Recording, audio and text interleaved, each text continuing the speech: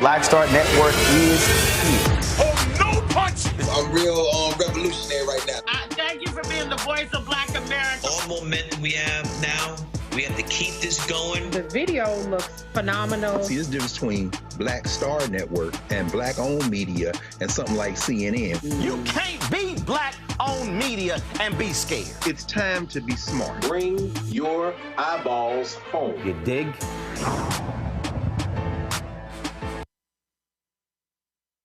Today is Wednesday, August 14th, 2024. Coming up on Roland Martin Unfiltered, streaming live on the Black Star Network. The International Brotherhood of Teamsters, they've yet to officially endorse Vice President Kamala Harris for president, but the Black Caucus of the Teamsters, they ain't waiting. They actually endorsed her. We'll talk with the national chairman of the TNBC right here in an exclusive interview. Evangelicals for Harris, they're hosting a Zoom call tonight after dropping an ad showing Trump saying he doesn't ask for God's forgiveness. In our Tech Talk segment, we'll talk to an expert about avoiding election misinformation on the internet, plus lots of drama at Florida A&M University. The interim president has asked all of his senior leadership to resign. And we remember the life of actress Erica Ashe. She had her homegoing service yesterday in Decatur, Georgia. We'll show you some of that. It's time to bring the funk on Roland Martin Unfiltered. On the Black Star Network, let's go. He's got it. Whatever the miss, he's on it. Whatever it is, he's got the scoop, the fact, the find. And when it breaks, he's right on time and it's rolling. Best believe he's knowing. Putting it down from sports to news to politics. With entertainment just for kicks, he's rolling. It's on roll, y'all. It's rolling Martin, yeah. Rolling with rolling now.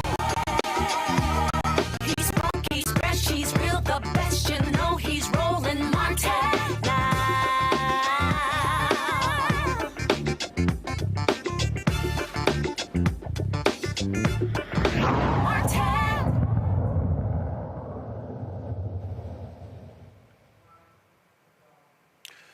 Vice President Kamala Harris and Minnesota Governor Tim Walz received a major endorsement in the race for the White House. The Teamsters National Black Caucus Executive Board announced the endorsement in a news release that was posted on Facebook. Teamsters President Sean O'Brien delivered a speech at the Republican National Convention last month, sparking speculation over whether the union would endorse Donald Trump for president. Now, he said they were going to be waiting until after the Democratic convention to actually make that particular endorsement. But the Black Caucus of the Teamsters said, looking at the accomplishments of Vice President Harris, they also detail how Donald Trump has undermined workers' rights. Joining us right now is the chair of the Black Caucus, James Curbing.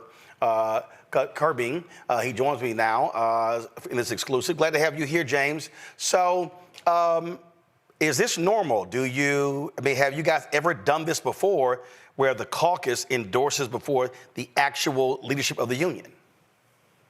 I have to say, to my knowledge, the caucus has never endorsed a candidate. The caucus is normally always just went out and worked with the local unions. I have to say, with the high priority and the concerns that we have in this country, this caucus has decided to endorse this year for the first time. Walk us through this. What were these conversations like for y'all to make this stunning decision? Well, it's been an issue since last year. Ever since the Republicans actually nominated, I say last year, ever since the talk of Donald Trump running again, it has been a concern to our members, especially to myself and other leaders in the organization, and it wasn't taken lightly. And I have to say that we're not beholden to no one organization, and we are and will hold all politicians accountable. And we have expressed that this endorsement to Harris-Walz is not just I would say, nothing that has been taken lightly, nor should it be taken for granted, because we do plan on holding our candidates accountable. That's Harris and Walz. But we're 100% behind them, but we are holding them accountable, and we have expressed this is not an endorsement to take for granted. Look, a lot of labor organizations are backing the Democratic ticket. And let's be honest, you've got a lot of Teamsters out there. Even though Biden-Harris saved the pensions, more than 600,000 Teamsters, even though this has been called the most pro-union president in a very, very long time, you've got a lot of white Teamsters out there who support Donald Trump. And so it's interesting that you would have Trump, who's constantly attacking unions. I mean, he did a call the other day with Elon Musk where he praised him for firing union workers. And so talk about that racial schism that is real in terms of here you are, the Black Caucus of the Teamsters, knowing full well you've got some white Teamsters brothers out there who support Republicans, even though those Republicans vote against unions. Yes, indeed, brother. We got some white brethren that actually do support Donald Trump, but we do have a lot of white brethren and sisters that don't support him. And sadly to say, we have some of our black brothers and sisters that support Donald Trump. But as the Teamsters National Black Caucus, we look to educate and engage not only our black Teamster sisters and brothers, but our white sisters and brothers, and every Teamster that we can reach, we're going to get out in the streets and pound it and educate, engage, and encourage our members to vote the right way, and that's the Harris-Walz campaign. That's the only ticket that's for labor. And as you say, the Biden administration, Biden-Harris administration, they bailed out Central States. They bailed out the New England Pension Fund, the Upstate New York Pension Fund, and I could keep going on and on. And I'm dearly touched about the Central States Pension Fund, because that's the fund that I was in under Yellow Freight, which, as you know, Yellow Freight went belly up. And one of the things that your executive board has looked at, again, is Donald Trump in his totality, how he has treated folks, what he has said about labor, but also when you look at his business record, not paying small business owners, cheating folks out of what he owed. So y'all weren't just looking at, okay, what he's saying today. You were looking at this man in his whole career. In everything that he's done. What did he do to the federal workers ripping their rights away? Look what he done to the workers in the marijuana industry. Look what he done into the NLRB and his appointments. Donald Trump is no friend of labor. He'll tell anybody anything that he think would get him a vote. And we're not going to be fooled by him. We're not going to be fooled by him and his slick talk and, pat on the back and talk about what he's going to do now, and that, as he say, black workers, he got black jobs. And it ain't about black jobs. It's about all jobs in America. And my question to him, what is a black job? And I would like to just say also, yesterday our executive board voted unanimously to endorse the Harris-Walz campaign. This morning, our membership voted unanimously also. And what size is your membership? We had right at 560 delegates in here this morning that voted. Have you heard from your Teamsters president? Have you heard from any of the leadership regarding this endorsement? No, I talked to a couple of vice presidents. But no real communications. I say this first and foremost. I respect our General President, Sean O'Brien, General Secretary, Treasurer Fred Zuckerman, and that entire executive board. And I would say it's not about no one person or any of us overall in this union. It's about the entire labor movement. It's about our kids. It's about our future. We cannot go backwards. I know what my ancestors went through to get to where we at today. We're fighting for the soul of America, and that's part of our theme of this conference. I got to make sure I'm leaving something behind for my daughters in this future. And I know if we don't elect the Harris team in this election, they're going to be set back for decades. What are your plans in terms of ground game? I mean, obviously, beating the streets, you've got 7 critical battleground states. You got a city like Milwaukee where you had a 50,000 voter drop-off in 2022 compared to 2020. So how do y'all plan? I mean, endorsement is one thing, but what about boots on the ground? What are y'all plans there? We plan on working not only just in the Teamsters National Black Caucus, talking to Teamster members, but we're looking to engage in our communities, our family, also with other labor organizations and community groups throughout the battleground states, and also every city that we have a Teamsters National Black Caucus chapter in. All right, James Kirby, and we certainly appreciate you joining us for giving us this interview. With regards to this, your first interview discussing this endorsement. We certainly appreciate you coming on Roland Martin Unfiltered. All right, thank you, sir. Thank you for having me. Thank you very much. I want to go to my panel right now and bring them in here. A. Scott Bolden, attorney based out of Washington, D.C. Robert Patillo, host, People, Passion, Politics, News and Talk 1380, WAOK out of Atlanta. Jolanda Jones, Texas State Representative, and also a lawyer there in Houston. Glad to have all three of you here. Scott, I want to start with you. This is highly unusual for the caucus to make this move before the actual Teamsters. I love their independence. Yeah, absolutely. But you're going to see this dichotomy in all the major unions. Donald Trump, because that working class, those MAGA supporters, he got a lot of support in these unions, even though it makes absolutely no sense whatsoever. But you're going to see these splits. But your best question to him was, okay, what comes with the endorsement? Is it money? Is it boots on the ground? Is it go-to-V? Are you partnering with other unions to do a ground game in the swing states or where you're needed most?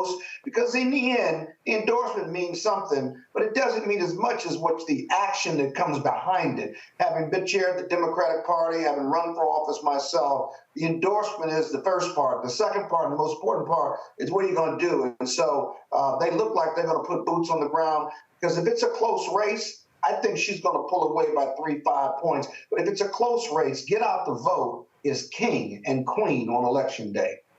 What jumps out here for me, Jolanda, is and we got to deal with the reality of race, and that is you have these white union workers, white men who are hardcore conservatives and Republicans who literally vote against their own interest in supporting Republicans who don't stand up for unions. 2016, Donald Trump beat Hillary Clinton by 450,000 votes in Ohio because he kept talking about getting rid of NAFTA. And that appealed to a lot of those union workers. I remember 2008 where you had white union bosses who literally had to address the issue of racism head on, telling their white members, you're going to vote for Barack Obama. And so we can't deny the reality that exists when you look at a lot of these states where you have these white men who are conservative, who will support Donald Trump, even though the Republicans want to crush unions. Well, at the end of the day, they white before they union. I mean, it's just that simple. And I agree with you. Why would you continue to vote against your interests? But it's just really interesting. My mother said you can't tell who people are in good times. You can only tell who they are in bad times. And my mother also told me, don't be surprised when white people are white. So this is exactly what this is. We can look back when Donald Trump beat Hillary Clinton. White women picked a pussy-grabbing white man over someone who was them. they voted against their interest. So I'm excited to see that the Black Caucus of the Teamsters were courageous enough to come out and support us, because if we don't support us, who is going to support us? So I'm a union kid. My mother was a union steward, and my grandfather was a union member. And I know for a fact that companies will crush people who are not able to organize. And we just heard Trump with Elon Musk congratulate Musk when he literally fired people who were striking for better wages. So I don't understand it, but I'm thankful that Black folks are standing up, and I'm particularly thankful that we have a Black man who is the face of the Black Caucus, because if Trump would have his way with his lying self, he would be saying that Black men don't support Kamala, and they absolutely do. Robert, this is a headline from the Associated Press. Biden releasing nearly $36 billion to aid pensions of union workers. These are existing workers, retirees. I mean, my goodness, if you are a Teamsters, and 600,000 of those folks are Teamsters, if you're one of those Teamsters folks, I would think you want to go with somebody who saved your ass. You know, it's funny. We often hear from our Black conservative friends, y'all got to get off the Democratic plantation. What are they doing for you? But we have to start asking that same question of poor white people in this country, because they've been voting conservative basically since the Civil Rights Act of 1964. And what has it done for their communities? You continue to vote for Ronald Reagan, George H.W. Bush, Bob Dole, all the way down the line. But yet and still, if you go to rural white America, the community has been destroyed. They're living in squalor. And the question has to be asked, just as they often ask of us, well, what exactly are you getting for your vote? What are you demanding from these individuals? They're selling you patriotism, and they're giving these corporations tax breaks. They're selling you red, white, and blue. They're selling to Elon, we'll help you bust the unions. We'll help you avoid any kind of regulations. And if you don't think that's true, just look at either Project 2025, Agenda 47, or the 20-point plan that Trump released earlier this week, regarding what his agenda is in office. It's all about destroying unions. It's all about getting rid of regulations. It's about the Supreme Court overturning Chevron deference, so you no longer have to follow the requirements of federal agencies. It's about resetting the clock so that corporations and multimillionaires and billionaires can get even richer on the backs of poor Americans. And when we talk about things like NAFTA, remember Trump got rid of NAFTA and replaced it with something even worse than NAFTA, the USMCA, the U.S.-Mexico-Canada Free Trade Agreement, which helped drain even more jobs from America and even more products across the border. So when we're talking about people voting for their enlightened self-interest, we have to have the same conversations with white America that we often talk about Black America having, and saying what exact Republican policies are supporting you and helping you get out of the conditions that you are in. Do you really want fracking and your water to catch on fire? Do you really want them to be able to bust unions, getting rid of collective bargaining, getting rid of the 40-hour work week that many have proposed, or are you going to do something about it and actually vote for the things that benefit yourself and your families, not just on the culture war? Yeah, they love talking to Black people about the plantation, and you got these white folks who vote hardcore Republican, and they still broke as hell. All right, folks, hold tight one to break. We come back. More on Roland Martin Unfiltered, the Black Star Network, including we're going to talk about, we've got first, Tim Walz accepting a debate with J.D. Vance on CBS. Also, Evangelicals for Harris. They are having a big Zoom call in less than an hour, and already some 60,000 have signed up. Man, the momentum is shifting. Lots to talk about. You're watching Roland Martin Unfiltered on the Black Star Network. On the next Get Wealthy with me, Deborah Owens, America's Wealth Coach, Black Americans have 1/10 the wealth of their white counterparts. But how did we get here? It's a huge gap.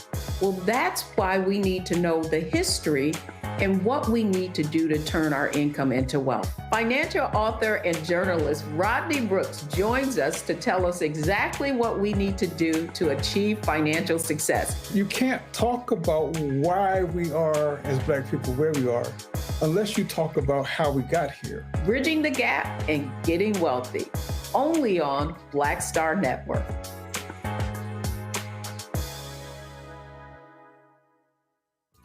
Next on A Balanced Life, we're talking everything from prayer to exercise to positive affirmations and everything that's needed to keep you strong and along your way. That's on a next A Balanced Life with me, Dr. Jackie, on Black Star Network.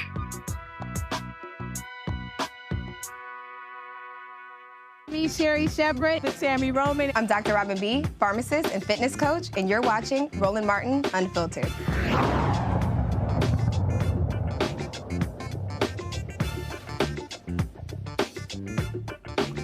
So you've had a lot of folks sitting here, meeting with or having phone calls with regarding to Vice President Kamala Harris, numerous calls, black women, black men, white women, South Asian women. I mean, Irish for Harris. Now you got evangelicals for Harris. They're going to have a major Zoom call beginning at 7 p.m. Eastern. More than 60,000 of them are going to be on that particular call. A lot of these folks who used to support Republican candidates. They also released a new ad featuring a clip of an interview where Donald Trump says he doesn't ask God for forgiveness. Have you been to the cross and said, Lord, I have sinned. I'm sorry for my sin. I'm willing to change my way of life. Have you ever asked God for forgiveness? That's a tough question. I'm not sure I have. I don't bring God into that picture. I don't.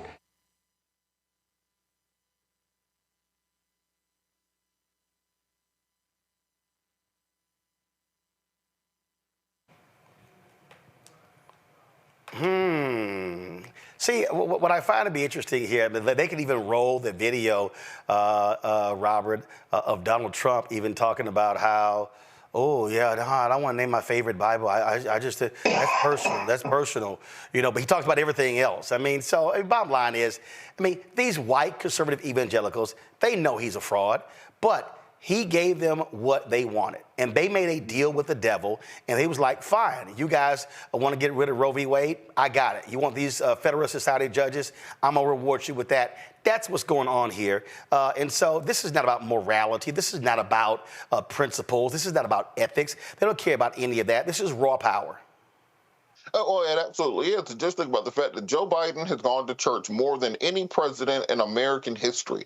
He is a devout Catholic. He is in church every single week. And yet it's still white Christian evangelicals who support Donald Trump, who, I remind them, has 5 kids by 3 baby mamas, who's been found liable for sexual assault, who's been convicted of 34 felonies, who's facing 100 felony charges. And if I did a commercial for the campaign addressing this issue, I would just play the videos from the Republican convention this year, where you open it up with Amber Rose, a softcore porn star, as one of the keynote speakers during prime time. You follow that up with Matt Gaetz, who's a pedophile, who had, well, actually, technically, he would be an ehebephile. A pedophile like small children, a hebephile like middle-aged children, and then a ehebephile like somebody who's a barely legal, let's say. That's Matt Gaetz, just to be technical at things. You have, who else was there? You have Dana White and Hulk Hogan, both of which who beat their wives.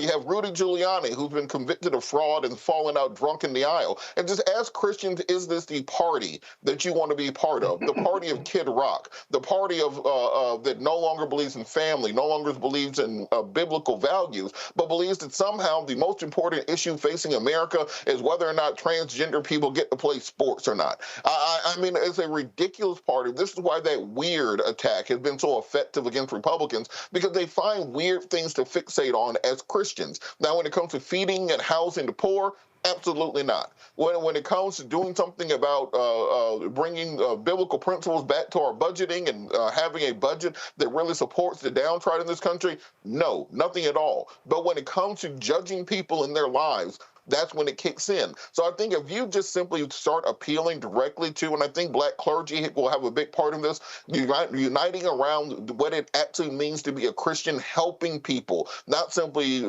judging people, I think the Harris campaign can start picking up those votes. And again, and she wins the upper Midwest, she wins North Carolina and Georgia, that's the election, and that's the coalition she has to build. Jolanda. I mean, Jelana, you see that in Houston. You got crazy, deranged Ed Young, Second Baptist Church, who said all kind of wild, ridiculous, shameful things, attacking Democrats. He had Roy Moore in his church. He's out there endorsing Donald Trump. And these people, I mean, come on. What the hell kind of Christianity is this? It's the kind of Christianity where you don't want to tell people you anti-Black, so you're going to say you like pro-God or something. It doesn't make any kind of sense, but that's what they do. And they've shoved the Bible aside, and specifically with Donald Trump, he don't even know the Bible, which is why he can't give no Bible verses. But it's hypocrisy at its best, and it's hard for people who are logical people, who are thinking people, who are Christian people, to understand how the Republicans can do mental gymnastics to somehow try to say that Donald Trump is the epitome of a Christian.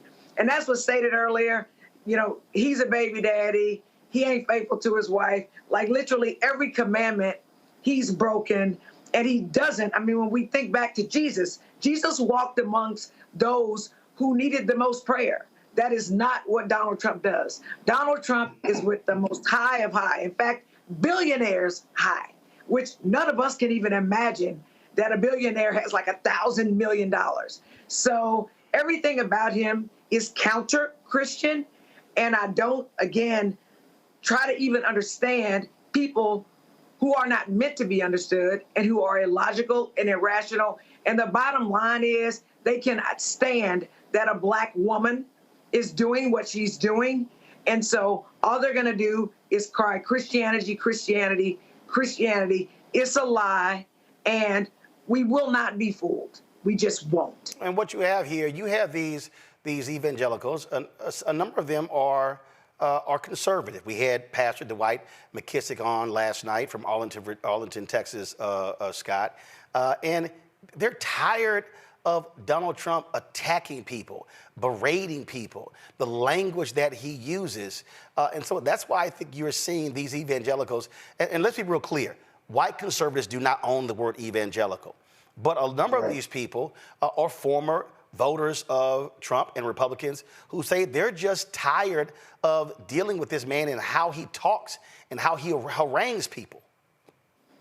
Yeah, it's not Christian-like. It's not Christian-based values. But there's a broader issue here, and I agree with everything my colleagues say. But there's a broader issue here. Polling told us over the last year that America did not want a rematch of Biden-Trump. And while we were forcing it down their throats and what have you, Biden decided to step back. One of the most politically selfless acts, and facing reality, of course, and brought us and enabled Kamala Harris to lead the ticket, if you will. And what you're seeing is most of America is in the middle. Most of America is not MAGA. Trump can't get above 46, 47%.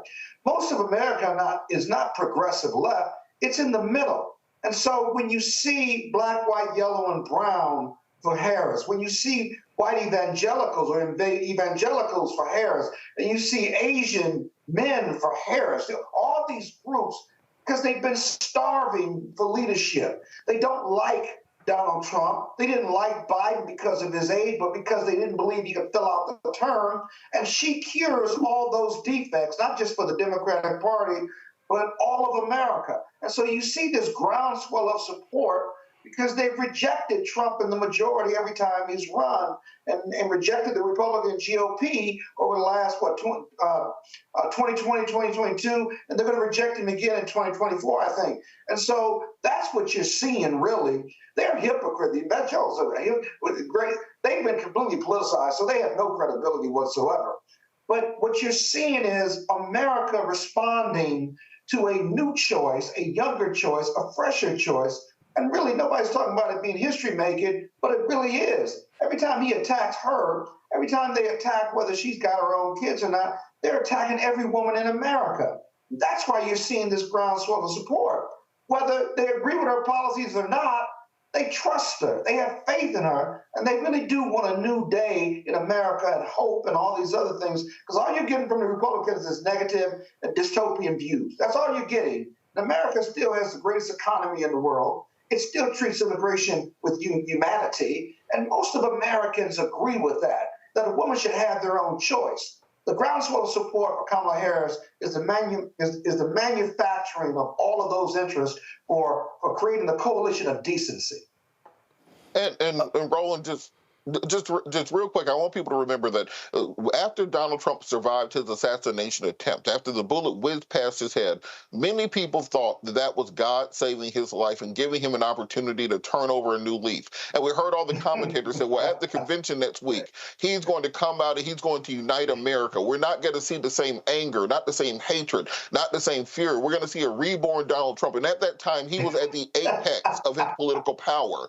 God had taken Biden out of the race for him, giving him a free runway to the White House. But God don't like ugly. And when Donald Trump came back out and basically thumbed his nose at the God Almighty by saying that I do not need your salvation, I'm the one who survived that bullet, I turned my head and that's the reason I'm alive, I didn't need you the whole time, God took it all away from him. And that's what you people need to understand. I don't care who you are. Hubris is what has brought down every empire in world history. And what brought down the Trump campaign was him thinking that he could work in absolution and flout God and somehow still have his favor. And what we see in the drop of a hat, overnight, 3 weeks, he went from being a shoe-in, a 90% chance of winning in some betting odds, now to being almost certain to lose this election. I think that's a lesson people can take from this. Well, you got folks like Texas Lieutenant Governor Dan Patrick, who is one of these crazy, deranged, right-wing Christian zealots, Jolanda. He put this tweet out and he said, I called my friend Matt Crouch, president and chairman of TBN, Trinity Broadcasting Network, after Trump was shot. I asked if he would consider a show to talk about whether God spared the life of the president, as I believe, or was just a random act of incredible luck. And so he said he taped an hour with Matt, Dr. Phil, a pastor and a news anchor, about what the Bible says about God choosing our leaders and being involved in elections, yada yada yada. I guess all the black preachers, Jolanda, were busy. This is the picture right here.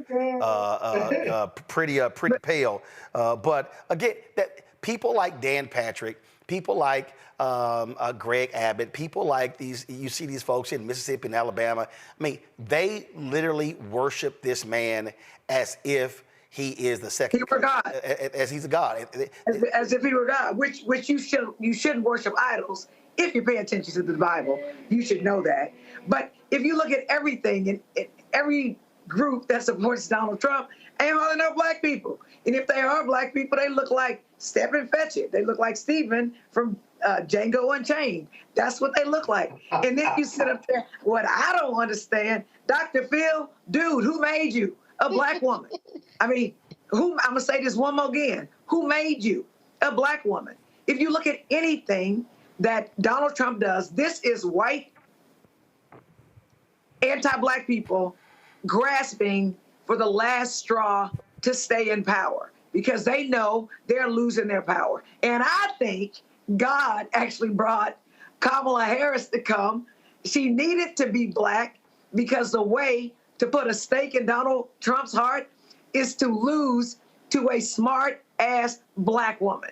That's what is evangelical. That is what is Christian. And that is what is going to be the silver bullet that kills Donald Trump and the last bastion of white supremacy. Folks, let's talk about this here. CBS News sent out invites to both campaigns as related to a vice presidential debate. They said today CBS News invited both vice presidential candidates to participate in debate in New York City. We provided the campaigns with 4 dates as options: September 17th,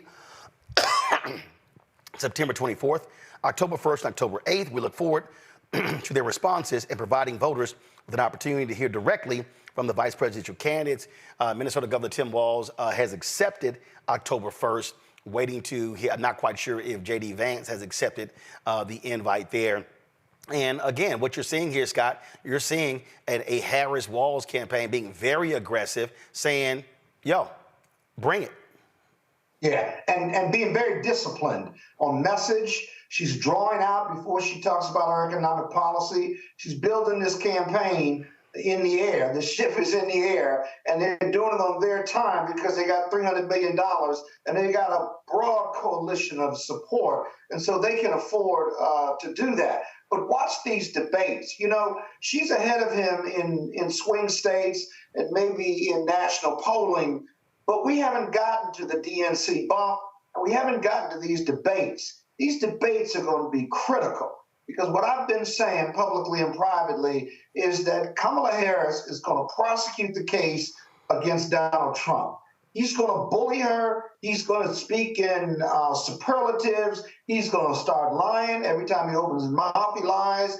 And she's got to counter with one of your favorite tactics. She's got to counter with facts. She's got to pull it up in her head, pull that file, and fire away at him. And Walz is going to do the same thing to the hillbilly who's the vice president. And when that happens, then that stark contrast between this goal of a joyous future versus a dystopian past and present that doesn't match the economic numbers, then Americans are going to have a real choice. And I think you see the Democratic team pull away even further as they've been surging. We'll have to see. But it would be really interesting to watch these debates if they perform well and if they're disciplined. And Robert, listen, what Governor Walz and what Vice President Harris cannot do is think or hope the so-called moderators are going to fact check. No, they have to say in real time, that's a lie. You're still lying. And you're still lying. And you're still lying.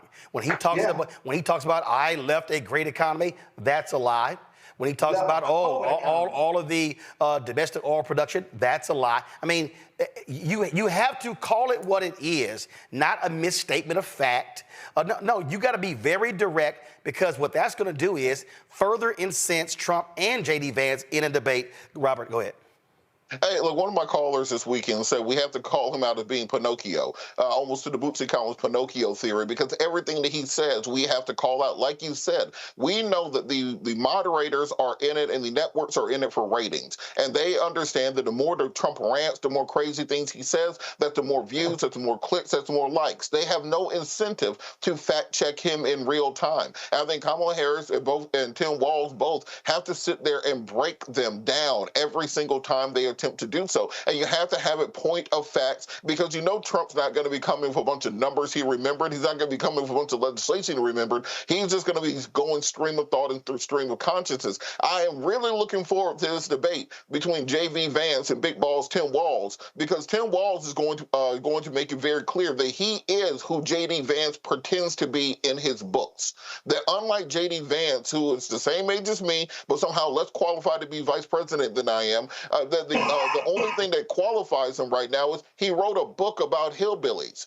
But yet they want to question Kamala Harris's achievements and whether or not she's qualified and call her a DEI candidate. I think Tim Walz is going to have to nail J.D. Vance on this whole origin story of, well, my mom was an opioid addict because of the Mexican cartels. No, your mom was an opioid addict because of the pharmaceutical industries making it too easy to get a hold of prescription medications, but you don't want to actually regulate them. And also, Robert, he created a nonprofit to supposedly deal with the opioids, and he spent all the money and didn't spend it on anything dealing with opioids. Exactly. You have to bust him on every single one of these contradictions. Even the whole stolen valor idea. You were a damn reporter in the Marines for 4 years, and you're going to question someone's 24 years of service during 9/11. I want righteous indignation, and I think Timmy Big Balls is going to bring it to us. Jelana, go ahead. So this is what I got to say about the vice president. First of all, she's a trial lawyer. I'm a trial lawyer. You have to be quick on your feet. She's also black, so we know how to do the dozens. I think a debate stage is exactly what they both need in order to show who's got the quickest thought and the facts. And Trump is a bully. The best way to get a bully is to be in his face and push right back at him with facts. And that is exactly what she's going to do. But the beautiful thing about the vice president is, you know, if you've been black, and I've been black all my life, somebody say some stupid shit, and you looking at them like everybody know they said something stupid. And that's exactly how she's going to handle him. And he's going to get angrier and angrier and angrier. And he's not even going to be able to help himself. And you know what? I'm a former athlete. What you do is you get in people's heads when you competing against them. That's what you do. And sometimes you hard foul so that the next time they go up for a layup, they hesitate. And all you need is for them to do that. That is what I predict Vice President Harris is going to do to Trump, the chump. Well, here's the whole deal. That debate, September 10th, if that actually happens, we've got to get through the Democratic convention next week, so we'll deal with that. I'll be there. Folks, don't forget, beginning on Monday night, we're going to have live coverage every single night, 6 p.m. to midnight from Chicago for the Democratic National Convention, giving you the best coverage, and it's going to be the blackest coverage. Y'all know you're going to see more black people us talk to in one night than all the other networks combined. And so, again, you can download the Black Star Network app. You can check us out on our YouTube channel, youtube.com/Roland Martin. You also can check us out via Apple phone, the app via Apple phone, Android phone, Apple TV, Android TV, Roku, Amazon Fire TV, Xbox One, Samsung Smart TV. You ain't got to waste no time watching MSNBC, CNN, Fox News, ABC, NBC, CBS. You know what they're all going to say. So it's going to be a lot more seasoning in our coverage. All right, folks, got to go to a break. We come back. We're going to talk about Congresswoman Ilhan Omar, what happened in her race in Minneapolis, and also Senator Amy Klobuchar, the nutcase she will be facing in November as well. Plus, major resignations at Florida A&M University. Will tell you exactly why. You're watching Roland Martin Unfiltered on the Black Star Network. Coming soon to the Black Star Network. I still have my NFL contract in my house, having a case. It's 4 of them, for my 4-year contract. I got a $600,000 signing bonus. My base salary for that first year was $150,000. Matter of fact, $150,000. $150,000. That's what I made, $150,000. Now think about it. My signing bonus was a forgivable loan, supposedly. When I got traded to the Colts, they made me pay back my signing bonus to them. I had to give them their $600,000 back. Wow. Yeah, I was so pissed. Because, I try to be a man of my word. I'm like, you, I'll give you your money back. Even though I know I earned that money, I gave them their money back. I gave them their $600,000 back. But yet, I was this malcontent. I was a bad guy. I'm about the money. It wasn't about the money. It was about doing right. Because I looked at, because you look at contract. Look at John Elway. John Elway was making $1 million, $800,000. I was making $150,000. I was doing everything. And I'm like, but yet I was, I got so many letters, so I just play for free and all that kind of stuff. You don't forget that kind of stuff. Right. That stuff is hurtful.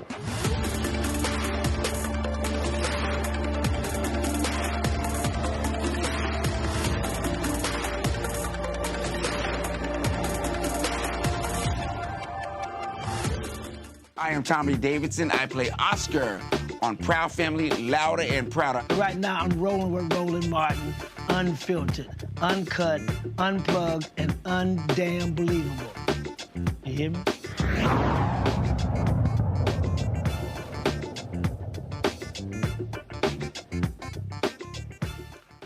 AIPAC successfully took out 2 Democratic members of the squad, Congressman Jamal Bowman as well as Congresswoman Cori Bush, but they could not defeat Minnesota Congresswoman Ilhan Omar. Last night, she won her primary race, defeating Don Samuels. He was boosted by fundraising from a number of pro-Israel donors. She, of course, was elected in 2018, and she's almost, of course, guaranteed to win a re-election in November. Now, early in the night, she was up around 2,000 or so votes. But then as the numbers came in, she beat him by 13 points. That's a huge deal because when they ran 2 years ago, she only beat him by a couple of points. Omar told supporters she was incredibly honored by last night's win. I have to say, we run the politics of joy. That's right. Because we know it is joyful to fight for your neighbors. We know it is joyful to make sure everybody has access to health care. We know it is joyful to make sure housing is a human right. We know it is joyful to fight for health care to be a human right. We know it is joyful to want to live in a peaceful and equitable world. This obviously is a huge win, Jolanda, because AIPAC and pro-Israel donors are really going after members of the squad, considering them to be the most far-left Democrats. They've been wanting to defeat Congresswoman Ilhan Omar since she was elected. And so here she is beating them again and pretty much guaranteeing her third term in Congress. Well, absolutely. But I think one of the things that she did that was, I guess, brilliant, if you even listen to what she just said. I think most people don't like to hang around people that are consistently negative all the time. They basically suck the happiness out of the room. People get tired of people who only complain, who are the victim. Vice President Harris has been great at doing that. Representative Omar has been great at doing that. And when you contrast that to two white men, the most privileged group of people in these United States of America, constantly whining, one of which who proclaims to be one of the richest people ever and the best businessman ever. Man, what you got to complain about? Nothing, right? So don't tell me I'm a union person, or I'm a person who's not from here, and I know that there's discrimination against me, or I'm a woman, I can't get an abortion. I'm a person who doesn't have health care. You got helicopters and planes and all these things. Man, what do you have to complain about? And I think that society as a whole, the United States, we are just sick and tired of listening to privileged people with white privilege, specifically men who have literally oppressed us, complaining. And I think that's what we need to do. In fact, it doesn't make any sense to me. It's absolutely weird that Trump is complaining that as Vice President Harris has closed the gap, has taken the lead over Trump, and is whooping his ever-loving, pale, you-know-what, that he's complaining and she's not, because normally when he attacks people, people don't know what to do. They stand there, and she's going at him. You want to know why? Because she's black, she went to an HBCU, she's a member of a sorority, and she is not backing down, and none of his failing ass tactics are working. Scott, I think when you look at these races, you got to look at them in different ways. In the case of Congressman Jamal Bowman, his district changed, okay, in terms of how he won 2 years ago.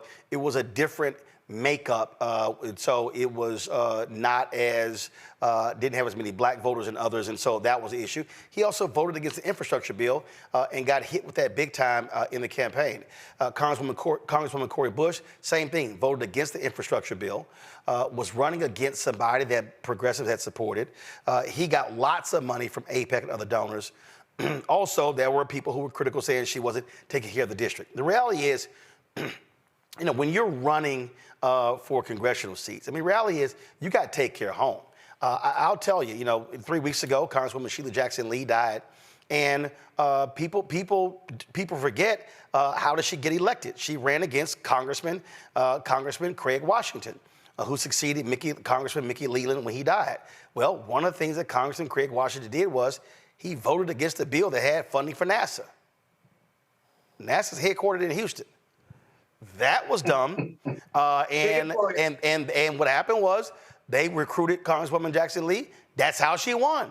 I mean, so part of the deal also, when you're running for Congress, you have got to take care of home. Every congressional district is about 700,000 people in that district, and you better focus on taking care of your district, or it will bite you in the butt when you run for re-election. Or in the case of Omar, that's actually what saved her, because her folks said she's been here. Yes, she voted against this bill, but she's been working for the district.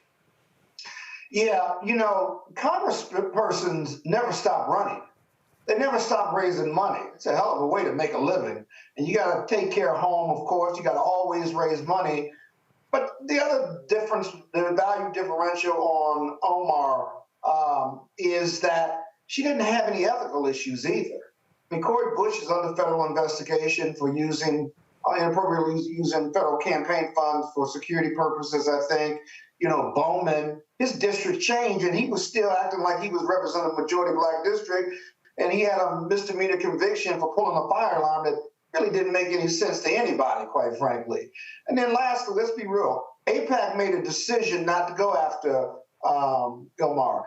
They did that because they spent so much money on those other two races, right? Yeah. They also looked at our race and didn't believe that they could effectively or efficiently run somebody against her for the very reasons you gave. So every race is different, and I think that was the value differential on her winning her election last night. Well, it's the same election. They want to go after Congresswoman Ayanna Pressley, Massachusetts, Robert, but it's going to be a hard task for them. And let's also be clear, it was, the Bush race was a very tight race, and so AIPAC, stood their position, but understand that.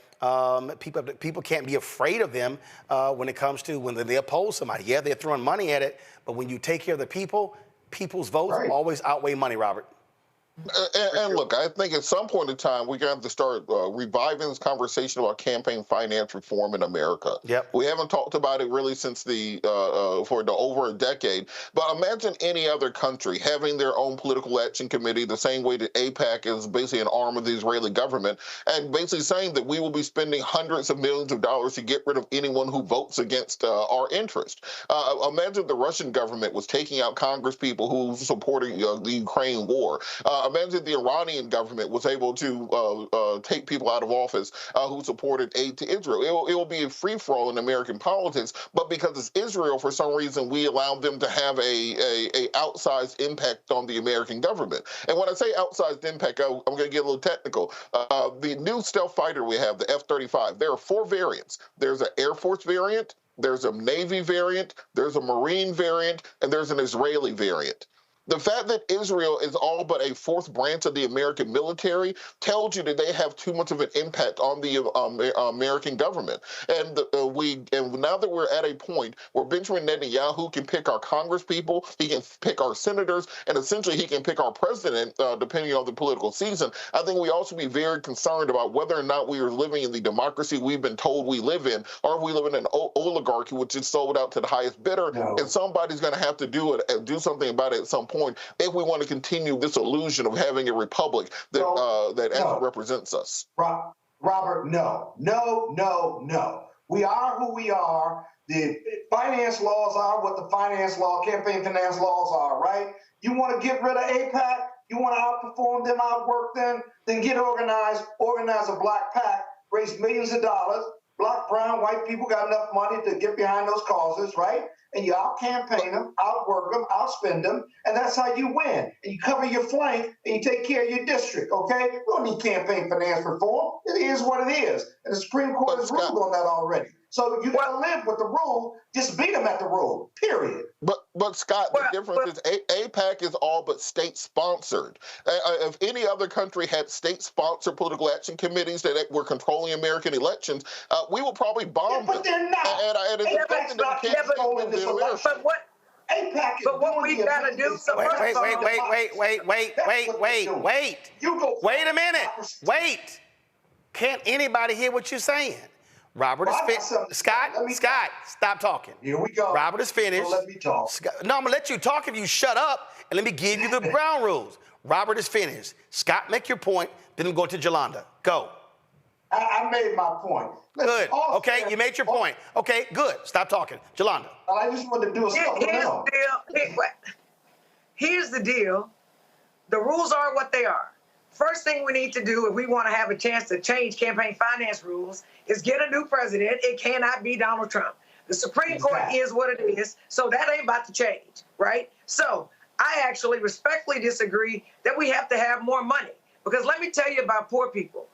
If we organize, we can beat money, but we've got to be inspired and we've got to be willing to work. Sort of like when we went back to the Montgomery bus boycott, where people were willing to figure out a way to get to work and walk for over a year. That's what we need. And we need to educate people, and we need to give people hope. But AIPAC does have an incredibly large, footprint on what's going on. But if you take care of home, that won't be a problem. We saw that with Congresswoman Jackson Lee. She always took care of home. When she was running for re-election for this term, you know what? She didn't have nearly as much money as her opponent. Did not. But you know what? The one thing you can say about Congresswoman Jackson Lee, and I hear it's the same with Representative Omar, is that she took care of her district. And that can overcome money all day, every day. Because I can tell you, I've heard constituents say, you can say what they're doing in D.C. They don't care what they're doing in D.C. People want to know what you're doing for me right here. I need help. I need help right here, right now. When I call my congressperson's office, are they going to help me or are they not? And if they help you, it doesn't matter how much money they put against you because ain't nobody going to believe them lies. They just not. All right, let's talk about also stay in Minnesota, where Democratic Senator Amy Klobuchar will be running against a former NBA player and nutcase Republican Royce White in November. White became the GOP nominee after defeating Joe Frazier, a Navy veteran, in Tuesday's primary. In 2012, White was the first-round pick of the draft pick of the Houston Rockets, but because he suffered from an anxiety disorder and a fear of flying, he didn't end up playing for the team, as he said he was unable to travel to games across the country. Now, 2022, White ran for a House seat in Minnesota, attempted to defeat Congresswoman Ilhan Omar. He lost. He also has said some really strange things that women talk too much. And he also had to amend his campaign finance reports when it showed expenditures at a strip club. And he tried to say, well, the food is good there. Yeah, that didn't quite work. And so, yeah, you know, but again, I mean, you're dealing with somebody who, let's just say he's way out there, Jolanda. Well, of course, but when Republicans pick black folks, look at the kind of black folks they pick. I mean, dude played basketball. He doesn't like women. There's a common theme going on here. He crazy as hell. There's a common theme going on around here. I suspect they try to get somebody black on their ticket to try to take black folks away from the top of our ticket. They do stuff that doesn't make sense. They always get athletes like him or Herschel Walker. They just a certain kind of way. Again, Clarence Thomas Negroes, Stephen from Django Unchained Negroes, unqualified Negroes, because they think we are basic people. And I think that Klobuchar is going to whoop him, and he deserves to be whooped, and all of our skin folk ain't our kinfolk. But and I'm sure, Robert, this clip of Royce White with Steve Bannon will be playing to a lot of women voters in Minnesota. Listen to this. Yeah. Well, look, let's just be frank. Women have become too mouthy. As the black man in the room, I'll say that. So, Robert, he said women have become too mouthy. You're probably talking about me. It's something interesting with the Republican Party this cycle, that why do they all go on so many damn podcasts knowing they're going to be running for office in the future? There was one earlier of J.D. Vance saying that women postmenopausal should quit all their jobs to raise the next generation of children. They said that if women don't have kids, that they're more likely to be psychopaths, and that they're childless cat ladies. There's a very strange strain of misogyny and misogynoir that seems to permeate the conservative movement. This idea that, well, these women are moving up too fast. They're taking too many jobs. They're getting too powerful. They ain't listening no more. They mouthy as all hell. They prosecuted me, etc. Let's put them. It's almost like they're running Republicans 2024. Put them back in their place, barefoot and pregnant in the kitchen, or something along those lines. And the fact that you still have a majority of white women supporting that party and supporting that agenda goes back to that Stockholm syndrome we were talking about earlier, where people are voting against their enlightened self-interest. I found this one also to be quite interesting, Scott. Listen to this. There's not a thing that could happen. Donald Trump could get up on stage, pull his pants down, take a shit up at the podium, and I still would never vote for you fucking Democrats again. He hates himself. Let that sink in. Ooh. Well, let that sink in. Yeah, he thought, first of all, let that sink in. Definitely. Yeah, okay. All right, go ahead, Scott. You know, I mean, the guy did an interview with a baseball cap on, a dirty one that had wine on it. I mean, he's amateurish in whether it was him or his team. They went to a strip club and they actually used a credit card. I mean, and then they reported it to the FEC. I mean, It's a no moment. Please. I doubt he's going to win anything, but it's just ignorance, basically. A whole lot of that. All right, let me go to a break. We come back. More on Roland Martin Unfiltered. Hey, folks, don't forget, tomorrow I'm going to be in Cincinnati, the Black Family Reunion. So look forward to being there. So I will see you guys in Cincinnati tomorrow, 7 p.m. Eastern. So cannot wait to chat with you. Also, folks, be sure to get your shirt. My Black Job is voting. I wore this shirt on Monday's show. So go to, you got a QR code. You got go to daciasdesigns.com. Use the promo code Roland for a discount. You got all the Divine 9 colors. You got other colors as well. So you can actually get that shirt. So please do so. And support us in what we do. Join the Bring the Funk fan club. Send your check and money order to P.O. Box 57196, Washington, D.C. 20037-0196. Cash App is $RM Unfiltered. PayPal, R Martin Unfiltered. Venmo is RM Unfiltered. Zelle, Roland at RolandSMartin.com. Roland at RolandMartinUnfiltered.com. We'll be right back. On the next Get Wealthy with me, Deborah Owens, America's Wealth Coach, Black Americans have 1/10 the wealth of their white counterparts. But how did we get here? It's a huge gap.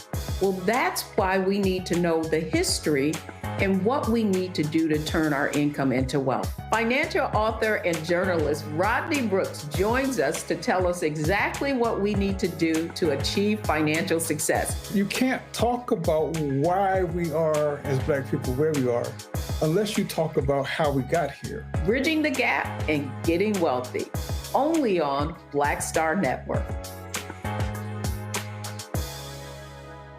Cincinnati, I will be with you on Thursday at the Black Family Reunion. That's right. Roland Martin kicks off the 4-day event. I will be in Cincinnati. Of course, the Black Family Reunion celebration was founded by the National Council of Negro Women in 1989 to celebrate and recognize the strength of the African American family throughout the nation. I'm going to be at Corinthian Baptist Church, 1920 Tennessee Avenue in Cincinnati. The event begins at 7 o'clock, so I look forward to being in Cincinnati again. Farquhar, executive producer of Proud Family. Bruce Smith, creator and executive producer of The Proud Family, Louder and Prouder. And you're watching Roland Martin Unfiltered.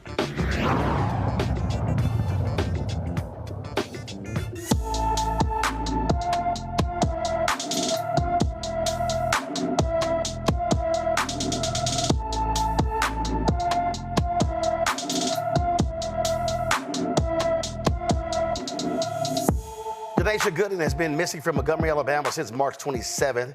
The 17-year-old is 5 feet 6 inches tall, weighs 190 pounds, with black hair and brown eyes. Anyone with information about Denasia Gooden should call the Montgomery, Alabama Police Department at 334-625-2651, 334-625-2651.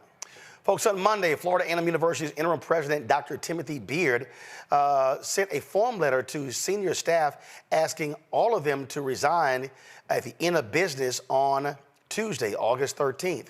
In the letter, which was dated on August 12th, he asked the team of 19 people to resign effective Tuesday. Additionally, Dr. Beard wrote in the letter, the decision was not made lightly and is rooted in the commitment to ensure the university is positioned for future growth and success. Beard said the resignations are part of his strategic plan. And of course, Board of Trustees, it involves evaluation and assessment of management. So part of my overall assessment process is to include the submission of resignation letters from that team. It's an opportunity for me to really look in terms of the synergy of the team and what's going to be in the best interest of FAMU going forward. It's not unusual practice in corporate America nor in higher education for that to happen.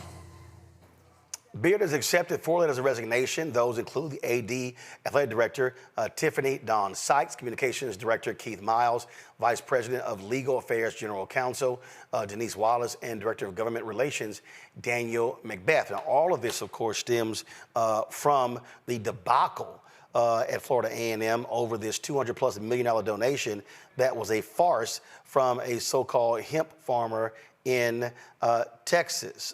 Florida A&M was absolutely embarrassed by this. not only did he make the donation, they allowed him to be the commencement speaker. What ended up happening here was that the head of their development team, who's also the head of the business school, stepped down, but that wasn't enough.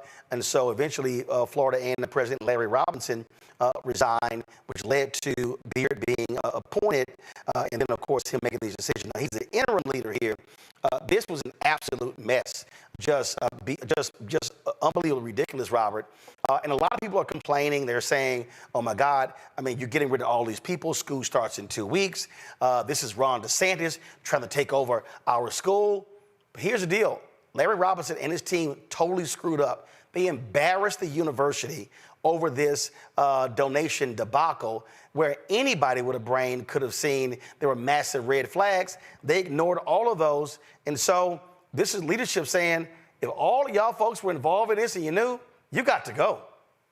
Yeah, it's called cleaning house. That's what happens. And if something is terminal, if something is so big and so much of a screw up that it endangers the actual survival of the institution, as this one did, and provides this level of just ill repute upon the name of the school, you have to take drastic measures. This is a drastic measure. But at the end of the day, it needs to take place to restore confidence, not just in the students, but in the alumni and the donors and the community, that they need to know that the leadership has changed and something like that can never happen again. And I think this is a real lesson, not just for other HBCUs, but for black folks in business too. If somebody comes just showing up talking about a whole lot of money, you better have a whole lot of questions involved also. That there is no such thing as magic in this world. If something happens, there are going to be strings attached. You need to work out all those before you make any sort of announcement or any sort of plans. Don't get excited because you see a lot of zeros on the check. You have to make sure you're doing your due diligence, and unfortunately, heads had to roll, and that's what we're seeing taking place. Well,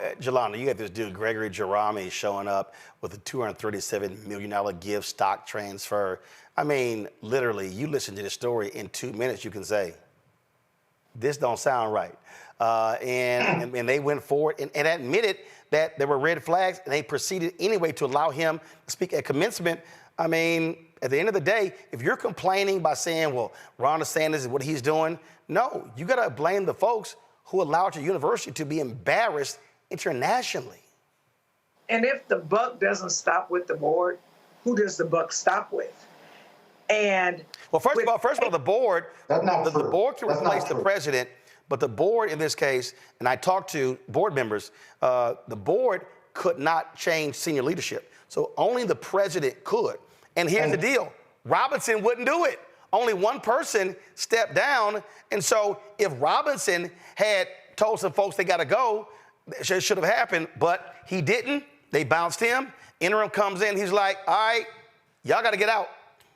Right. But again, if it doesn't stop at the top of leadership, where is it going to stop? And with the attacks on HBCUs, with the underfunding of HBCUs, we really have to make sure that we are doing the best, right? We've got to be 4 times better. I remember when I was growing up, my mother told me that I have to be more qualified, and we have to do that.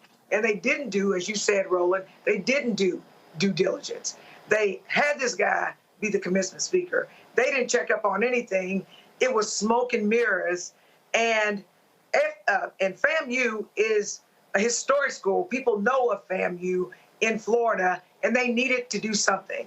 And you know what? If you do things the same way all the time, then you're going to get the same result. So I think that they needed to clean house.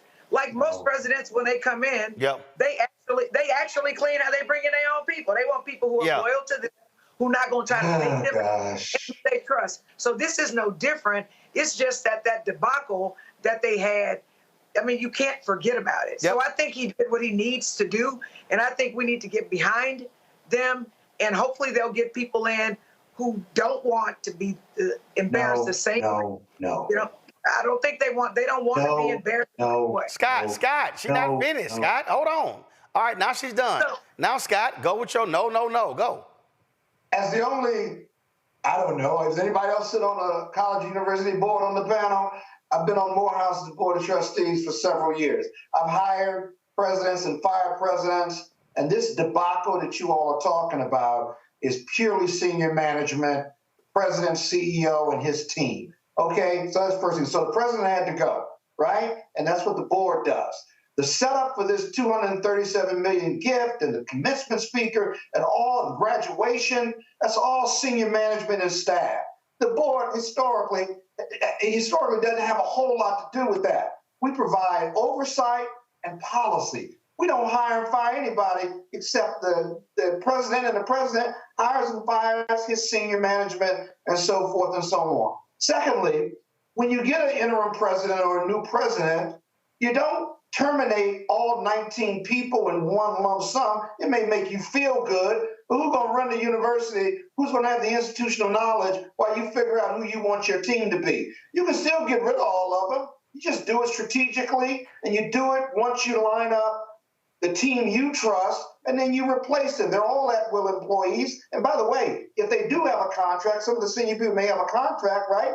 Either buy them out of the contract, or you find a clause where you can terminate them for cause, right? So you do it methodically and strategically, because right now you have gaps in leadership that could actually exacerbate, because we're talking about this as a news story now. Why do you want another news story on top of that debacle? Just do it methodically and strategically and build your team. That's how it ought to be done. And this clean house approach is doing more damage to FAMU practically, pragmatically, and literally, and from a PR standpoint. Bad move. Still do it, just do it a different way. Well, how do you know that it's not methodical and strategic? You don't know that. That's what the report says. The report says he asked for resignations from all 19 in one fell swoop. I'm just going by what the report says. And how do you know he hasn't picked his people already? You just don't know that.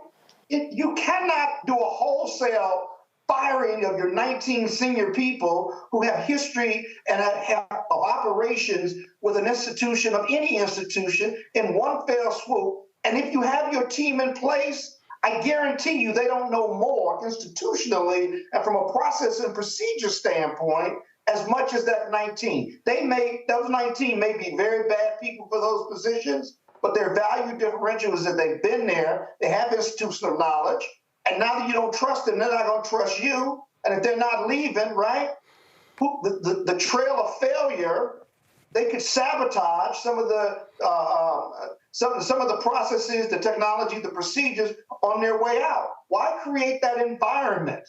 You don't need that environment. You do it strategically. All right, hold tight 1 second, folks. We come back, we're going to talk misinformation. Trust me, I'm right about this. Yeah, okay. Okay, same thing I say, Roland. Okay. Same thing I say, Roland. Okay, whatever. All right, when we come back, we will talk about misinformation and how do we battle this on social media. You're watching Roland Martin Unfiltered on the Black Star Network. Next on the Black Table with me, Greg Carr. It's a rare occasion when a course taught in high school becomes a topic of national conversation, let alone a burning controversy. But that's exactly what happened with Advanced Placement African American Studies, courtesy of a certain Southern governor who's taking offense. On our next show, we take you inside the classroom for an up-close look at the course through the eyes of the teachers that teach it, the students that are taking it, and the communities that surround them. And so many of the kids, we saw, the truth. And, it just impacts those kids in such a big way. A master teacher roundtable on the next Black Table that you do not want to miss, right here on the Black Star Network.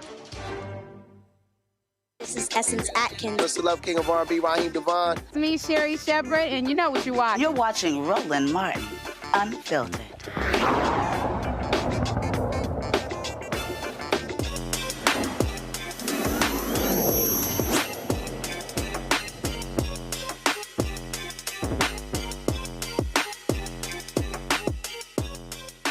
All right, folks, there's a whole lot of misinformation out there on social media. In fact, I was joking earlier with folks, this AI photo was put on Twitter, and Donald Trump has been putting up these AI photos, and I posted this, and I said, why isn't Donald Trump putting this endorsing this AI photo of him with a black person? But again, this is not real. it's artificial intelligence. There's a whole lot of this that's going on. Shireen Mitchell is a social analyst, diversity strategist, digital strategist as well. She's here to explain this. Listen, so Shireen, how do we avoid the misinformation? Because it is stunning to me when you do claims that are made. Now with AI, you can impersonate someone's voice. You got with videos and photos, things along those lines. And people post it, they run with it without checking it, without checking with, credible sources, and it creates more problems. We're in such a different climate than we were in 2016. In 2016, most people didn't even believe disinformation and misinformation even existed on social media. Now we know it exists, but now we have AI and all these other access to changing documents, videos, language, voices, and it is changed in such a way that I think people are still not ready, because we were not believing it when we first saw it to stop it. So now we have to deal with it on the other side.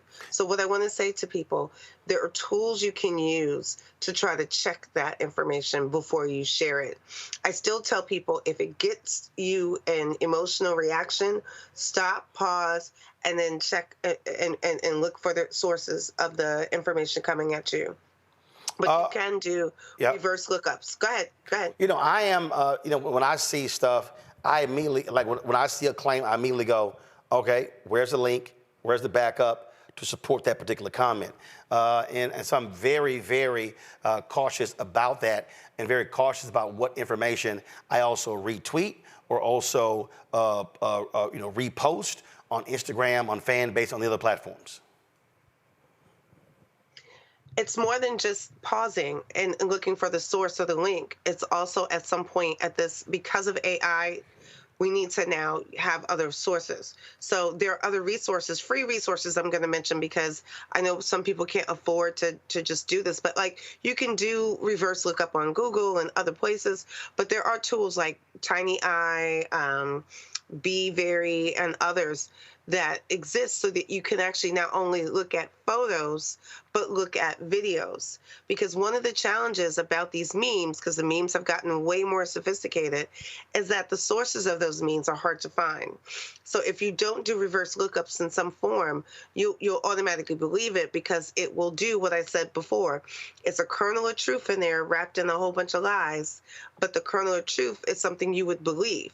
It's focused on your belief, not focus on the facts. So you have to go look for the facts after you see something that basically aligns with you completely. If you see something go like, I believe that, you should question, why would you believe that, without looking for a source to prove that backup in some form or fashion for yourself, especially before you share it and have other people thinking, well, you're a part of the problem.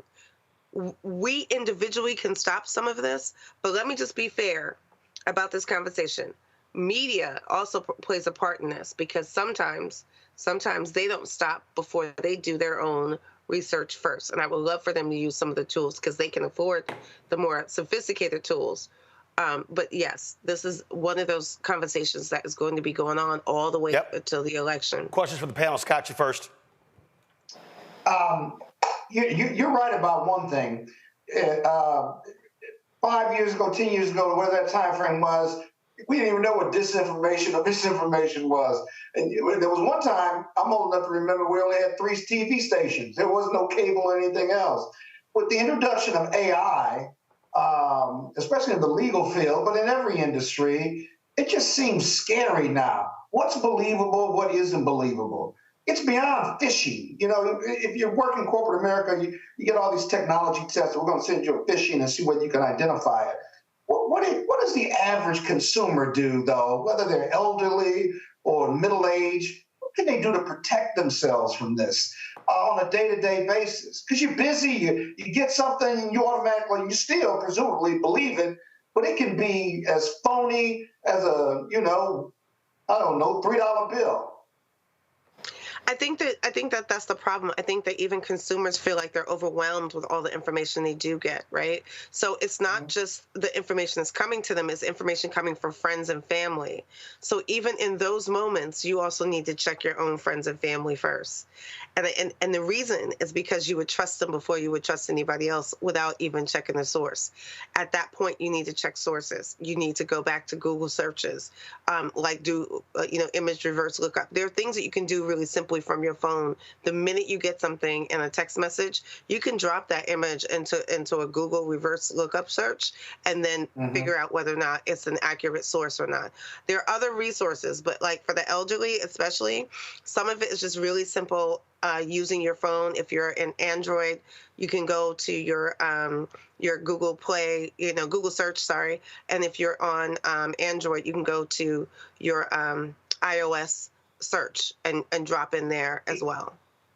Hey, Roland, can I ask one quick question that'll help all of us, I think? Go. Can I buy insurance? Can I buy insurance to protect myself if I'm defrauded through AI or through the internet or through some false information that I wrongfully relied on? This is unfortunate. There was actually a couple of cases where people literally sent things back and forth via text, where they got their bank information shared in a way that they didn't even realize that they did it. And the banks were basically like, no, you gave the code away. So in those instances, the answer is no. But if you're paying enough attention and you're doing your due diligence, you now have to spend more time to protect yourself. The lawsuit part has to do way more down the road about defamation and other aspects of your image being used in an improper way. But to basically say that you misunderstood information, that becomes you. That doesn't become the information coming to you, just FYI. Robert? And so thank you so much for coming on and all the information you provide. What we're seeing now is a deceptive image persuasion, DIP, and other methods are being used by state-level actors in order to influence not just elections here in the U.S., but globally. We've seen that countries like Russia, China, Iran have entire bot farms that all they do 24 hours a day is try to influence U.S. politics and U.S. elections, the same way that America tries to do in those countries also, quite frankly. What are some resources that people can use if they, so for example, I use Ground News, where they give you a collation of all the news articles. They give it a score of who's reporting on something. They tell you if conservative outlets reporting it, liberal outlets, what nations it's being tagged on, in order to get the most up-to-date information possible. But what are some resources people can use in their everyday lives to help them filter out much of this deceptive information? Because it's no longer just some kid in their basement. These are entire countries devoting tens of millions of dollars to persuade people about this false information. I think you said something really important about what you choose to use. But the truth is, they need to look at like news feeds, like a feeder, like a news feeder, so that you can see the whole list of all the news feeds, so you can see what is real and what's not in the news feed. Because what you're speaking to is very much the other part of the conversation. We know, we just heard the conversations about both campaigns being potentially hacked for their information to be shared or dealt with. We went through this in 2016. We know what this is. The problem is we have not really told America how to deal with it. And in many ways, in my opinion, we've downplayed it so much that they're going to be it's going to be a lot harder to convince people to do other things. But if you get a news feeder of that will help elders be able to see if that story is true. You should see multiple stories of that same thing that you can actually click and go to double check. But what you're using is one example. There's Feedly, there's a couple of others, but you need a news feeder so you can see it from every source. Yolanda? Well, so the thing that really concerns me about social media is there's AI in the social media. So if you like something, it knows what you like to hear. So, I know that they're listening to what I say, because I can talk about something. Next thing you know, things are coming up on my feed, and I'm like, oh, okay. So now I'm mindful of that, right? But one of the problems when you receive all of your information from social media or from your phone is we've gotten away from literally talking to people. I mean, I can remember going to my grandmother's house and talking to my aunt or talking to my cousins, and we arguing back and forth about what we believe is true, and we had to defend our opinions or conclusions about things. We need to do that, right? We need to find a human to talk about it, to figure it out. For older people, I think that, or younger people specifically, I'm sorry, I misspoke. We need to talk to older people because we're not as quick to just believe stuff. But I mean, even with my son, for example, he would prefer to text than to talk. And I think that we've got to stop that. With AI, I've seen pictures. I mean, I saw the picture of Trump with a bunch of beautiful black women. And then when you zoomed in, like one woman has 6 toes and right. all things alike. And so I think that we need to slow down receiving information is what I think that we need to do. And then we can figure it out. But I think that if we talk more to each other and stop doing things on the phone, I think it'll slow down the process. And with the ground news, I looked at that, right? Okay. So they tell you stuff, but when we're getting junk emails and this and that, it's so much information, right? And hold on one second. I need go ahead, respond, Shireen. Okay. So the question that you're asking is, yes, sometimes you got to pick up the phone, but the problem is you still got to make sure your elders know what sources to use to back up what they're using on their phone, because they're not going to stop using your phones. I'm not discounting what you're trying to say in reference to this, but I need to make sure that people understand we have to collectively change some of our patterns about how we get information, right? And the resources that we have available to actually go and look and do backups. Like, for example, let your grandma send you the image that she got. You do the lookup and send it back and say, hey, yeah, you know, that was something. I can't remember. That was something my mom put in our group chat, and I was like, Mama, yes. I was like, Mama. I did. I said, Mama, call me first. Right. No, again, I saw it and I was like, yo, this is not true. I was like, no, call me first before you put in the group chat. And so, and that's just, I mean, listen, if my brother did it, if my sister did it, if a cousin did it, I'm gonna do the exact same thing. So I ain't singling my mom out. I mean, I do that. Matter of fact, a brother hit me up, on a DM. He said, hey man, I'm watching your show. Y'all got 2 L's and a period for Illinois. It's IL. I said, and I told him, I said, brother, you don't know Associated Press style. You're using a postal code. IL is the abbreviation for Illinois postal code. The AP style book is ILL period. He's like, oh damn, my bad. So again, folk, folk don't know. And so I'm always telling people, if you see something like that, let folks know, hey, here's the truth, here's the reality.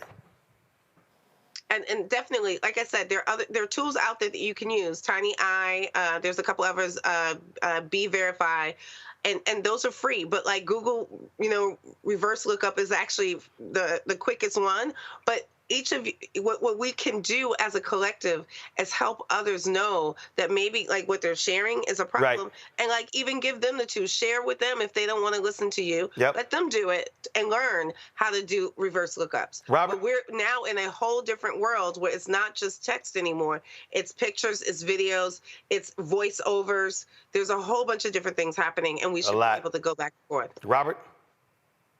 Oh, absolutely. And so just on that same point, what we're looking at on social media now is the deep fake phenomenon, where people are actually able to actually have videos of people in their own voice saying whatever they want them to say. And I think that might be one of the most difficult aspects to try to police, because my mom sent me a video of Barack Obama saying that he endorsed Donald Trump, asking me if it was real.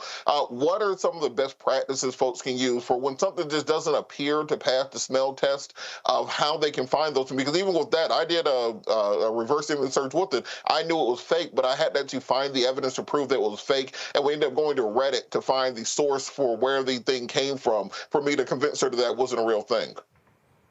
So videos are a little bit trickier for multiple reasons. And that's why sometimes you have to break it down in different ways. It gets, photo snapshots to do reverse lookup. But when I was talking about Be Verify actually allows you to push that in as an actual video, and it will tell you whether or not it believes that it's authentic or not, in terms of whether or not it's a real somewhere, there's a source out there for you to look at, or whether or not it feels like it's like 24% or 2% AI generated, and you can kind of move from there. But videos, I'm being very honest. When we've allowed AI to kind of run amok unchecked and legislatively, because I've pushed back on this quite a bit myself personally, we now have, it's in the wild. Yep. Trying to fix it and pull it back is harder now. We can't even get legislation passed about it because people think, well, AI is good. AI is good for us. It's always challenging when we try to keep saying we still need AI ethics and regulation. Yep. And without that, this will keep going. And if we can prove it regularly, we have evidence to say, hey, AI is going too far. We need to reel it in. Gotcha. We won't be able to stop it. So there are sources out there that check the videos, but the deep fakes and the videos are some of the worst and some, in my opinion, some of the most damaging moving forward in this election. All right, Shireen Mitchell, we surely appreciate it. Thank you so very much. Thank you for having me, and I appreciate having this conversation moving forward because it's going to ramp up as we get closer to the election. Absolutely. All right, thanks a bunch. Let me also thank Robert, Yolanda, and Scott for being with us on today's show as well.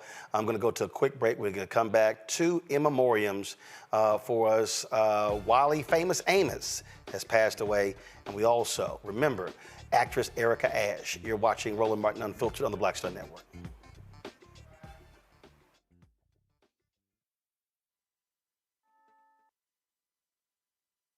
Cincinnati, I will be with you on Thursday at the Black Family Reunion. That's right. Roland Martin kicks off the 4-day event. I will be in Cincinnati. Of course, the Black Family Reunion celebration was founded by the National Council of Negro Women in 1989 to celebrate and recognize the strength of the African-American family throughout the nation. I'm going to be at Corinthian Baptist Church, 1920 Tennessee Avenue in Cincinnati. The event begins at 7 o'clock, so I look forward to being in Cincinnati again. Next on the Black Table with me, Greg Carr. It's a rare occasion when a course taught in high school becomes a topic of national conversation, let alone a burning controversy. But that's exactly what happened with Advanced Placement African American Studies, courtesy of a certain Southern governor who's taking offense. On our next show, we take you inside the classroom for an up-close look at the course through the eyes of the teachers that teach it, the students that are taking it, and the communities that surround them. And so many of the kids we saw, the truth.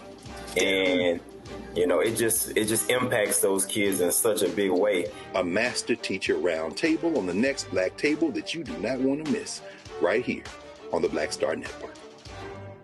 Hey, it's John Murray, the executive producer of the new Sherry Shepherd Talk Show. This is your boy, Earthquake. And you're tuned in to Roland Martin Unfiltered.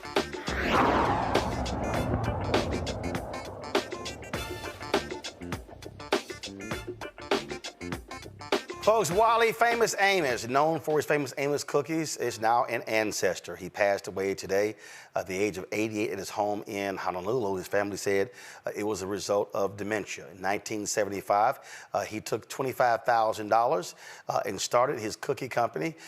First year grossing some $300,000 and then grew that to a multi-million-dollar business. He was known all across the world. Once he sold his company, he became a significant speaker, traveling around the world, telling his story about taking his aunt's cookie recipe and turning it to one of the most prominent cookie brands in the country. Wally Famous Amos passed away at the age of 88. Folks, on yesterday, friends and the family gathered in Decatur, Georgia, at the House of Hope to remember actress Erica Ashe. She passed away a couple of weeks ago after an 18-year battle with cancer. Erica was only 46 years old. She was absolutely a beautiful soul, was a dear friend, and so many people honored her, including actor Omar Dorsey. They knew each other since they were 12 years old. They were prom dates when his date flaked out on him, and he shared this poem at her funeral. Elder Donald, Sister Adrian, Donald, Derek, the great Reverend Ashe, I certainly do appreciate you for giving me this moment to reflect on a person who I also call my sister, as you know. And I do appreciate you giving me a 3-minute time limit because I like to hear the sound of my own voice. So I need that. So with that being said, I did write something down. A poem that I wrote for my sister. It's called Eternity. EA, together since we were kids, we realized our dreams and reached the stars. So intertwined, we even bought matching cars. Laughter led us through our lives, through your humor in every situation. Even turned up, you were the compass to guide me from temptation. I'm just glad that the world could see what I saw. And I believe that God would stare down and smile at you in awe. You were amazing just like that. Nothing short of perfection. Teaching me that the better part of valor is discretion. Your natural beauty was unmatched any day. And when you woke up, you looked like a supermodel on the runway. You sang like Ella Fitzgerald from your heart, bold and courageous. Nothing could rip you apart. You danced like Alvin Ailey with grace. To watch you through life the same way was impressive and put a smile on my face. You acted like Meryl Streep with such class. You were an example to women. You were an example to show how women could shatter all glass. You were funny, like Lucy, and made us all laugh. No one could deny your gift. You were a genius at your craft. Of all the talented folks I know, you exceeded them all. You were funny, beautiful, and strong. No doubt, every time you'd get up when you fall. Yet, you didn't get up this time, and that's okay. I'll remember you, EA, in a very special way. I will miss your humor the most. You were just that funny. Your smile was pure as silk, and your words flowed like honey. I'm thankful to God for planting you as a seed inside of me. Today, I release you to fly, Erica, indefinitely. I send with you a piece of my heart and the greatest of all love, eternally. Her father also shared some great words about his daughter, Erica Ash. Now that you've met the Klan, now you get to see the originator, or one half of it. One half of the originator. I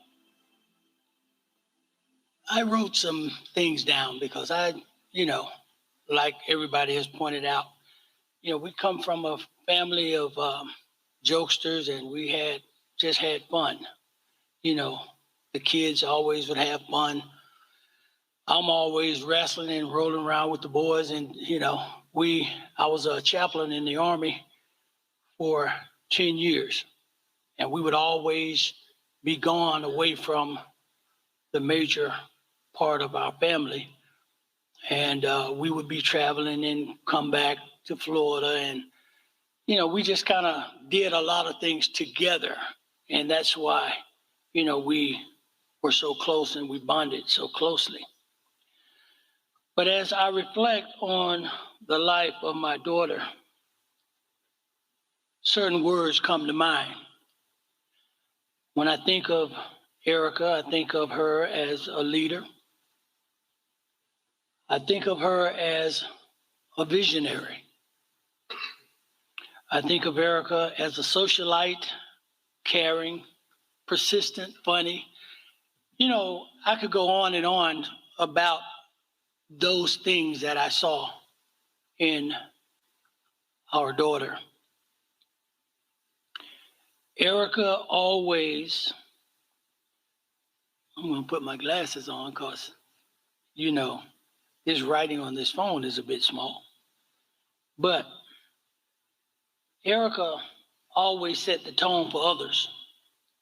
Wherever she was, she set the tone. One of my favorite and most fondest memories of Erica occurred when we lived in Germany. I remember looking out the window of our military housing unit, checking on the kids as I normally would do, checking, making sure they were safe. And I remember Erica running past the window, and she had her crew of little girls following her, as she always did, running, playing, laughing, having a good time.